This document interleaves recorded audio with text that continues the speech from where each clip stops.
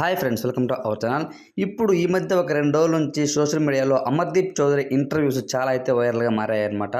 So అందులో అమర్దీప్ చెప్పిన ఒక ఇంట్రెస్టింగ్ విషయం ఏంటంటే, గ్రూప్ గేమ్ ఆడారో, ఫౌల్స్ ఆడారో అనేసి నన్ను, నా బ్యాచ్ని అందరినీ తిడుతూ ఉన్నారు. నా భార్యకి, మా అమ్మకి అందరికీ కూడా బూతులు పెడుతున్నారు కామెంట్స్.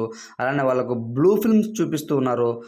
చాలా అయితే వాళ్ళకి ఇన్స్టాగ్రామ్లో ఇవన్నీ కూడా అప్లోడ్ చేస్తున్నారంట. బ్లూ ఫిల్మ్స్ చెత్త చెత్త వీడియోస్ ఎడిట్ చేసి పెడుతున్నారు. ఇది ఎంతవరకు కరెక్టు? సో నన్ను మానసికంగా ఇబ్బంది పెడుతున్నారు. నేను చాలా అయితే క్షోభకు గురయ్యాను. చాలా డిప్రెషన్‌లోకి వెళ్ళాను. సో దాని తర్వాత ఇవన్నీ కూడా ఎవరికీ చెప్పుకోలేదు. కానీ ఈ ఇంటర్వ్యూలో చెప్తున్నానంటూ ధనుష్ ఇంటర్వ్యూలో తనైతే చెప్పడం జరిగిందనమాట. అమర్దీప్ చౌదరి హౌస్‌లో ఉన్నప్పుడు చాలా మందితో అయితే బాగా ఉన్నాడు. ఒక్క స్పై గ్రూప్‌తో తప్ప. స్పై గ్రూప్‌లో కూడా కొంతవరకు ప్రశాంత్ అన్న, శివాజీ వీళ్ళిద్దరితో ఎక్కువగా అయితే గొడవలయ్యాయన్నమాట మన అమర్‌కి. సో ఈ నా కొడుకు అని అనడం నా తప్పే. ఈ నా కొడుకు అంటే మా అమ్మని తిడతారా? మా భార్యకి బ్లూ ఫిల్మ్స్ వీడియోస్ చూపిస్తారా? ఇది ఎంతవరకు కరెక్టు? వాళ్ళకు ఒక అమ్ముంటుంది. వాళ్ళకు ఒక చెల్లుంటుంది. నన్ను చంపేద్దామని ట్రై చేశారు. నేను బయటకొచ్చిన తర్వాత నన్ను కొంతమంది మిత్రులు నన్ను కాపాడారు. నిజంగా ఆ రోజు గాని కారు గాని దిగి ఉండుంటే ఖచ్చితంగా ఒకరిని నేను కొట్టేవాడిని అంటూ తనైతే మాట్లాడాడనమాట. సో దాని కింద కామెంట్స్ చూస్తే బూతులు వస్తున్నాయండి ఇప్పటికి కూడా అమర్దీప్ చౌదరి పైన.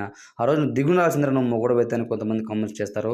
నువ్వు ఏమీ చేసుకోలేవురా, నువ్వు ఫౌల్ గేమ్స్ ఆడావు, నువ్వు అనవసరంగా బిగ్ బాస్‌కి వచ్చేసి నీ పేరు మొత్తం చెడదెంగావు అనంటూ ఇంకొంతమంది చాలా గలీజ్‌గా మాట్లాడుతూ ఉన్నారు.